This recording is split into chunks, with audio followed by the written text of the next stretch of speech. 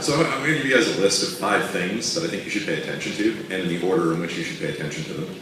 Content, social, user experience, links, and SEO.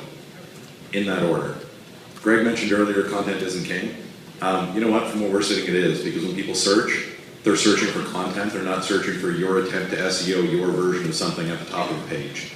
Again? You're only talking content on SEO. Oh, sorry, you're right. Greg is the internet. He's the provider for the internet. Thank you. One more time.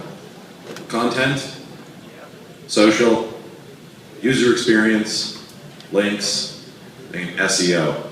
Now the SEO, basic best practices, Alex said this earlier, you gotta nail it, just get in there and do it. Your content, seriously, who here produces excellent content? Yeah, most of you are wrong. So here's the deal. You don't get to say you produce excellent content, okay? And you know, Matt's produced some duds. He's got some winners, but it happens. User engagement decides whether your content is excellent or not, because that's what we're trying to understand.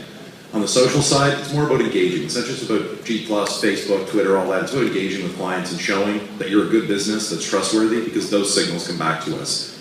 On the user experience side, usability. If you're not putting money in usability testing and time into that, you're missing massive opportunities to move forward.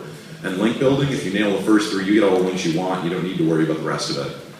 And then you're right back at the basics of SEO. But don't get myopic on these little tactics and say, oh, I have to tweak my H1 tag. And what happens when I move to HTML5 and I have multiple H1 tags? I start losing sleep over that crap. Don't worry about it. Incidentally, we'll just take the first one for SEO and ignore the rest of them. So there you go.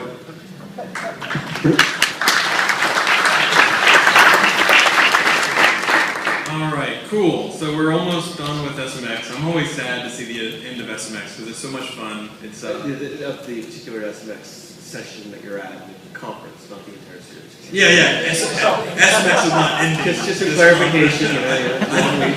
In case you thought SMX was going bankrupt, it's not going bankrupt. It's doing fine. Because there's a Jewish gay guy who runs it really well, I hear. I'm just imagining the suggested queries you have formed for me and my brand over the past few days. So I guess the higher bits, we will keep working on more communication and more transparency. Every year I say that, and every year it's true, and every year I find out we can do better, and we'll keep doing better, we'll keep working on it. The flip side of that is please avoid the temptation to go black hat or hire people on your behalf who are going to do spammy things. Because you dig yourself into a hole, and it's a lot more pain to dig back out of it than it would be if you just hadn't done it in the first place. The gap between, you know, the cool loopholes that you think you can exploit versus the amount of pain, it just gets harder and harder every year. And so I would just recommend that people avoid that temptation. So I'm going to take Dwayne's 5 things and summarize them as one thing. Make something compelling.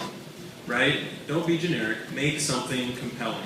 And I'll specifically call out one thing he did and then add one more thing.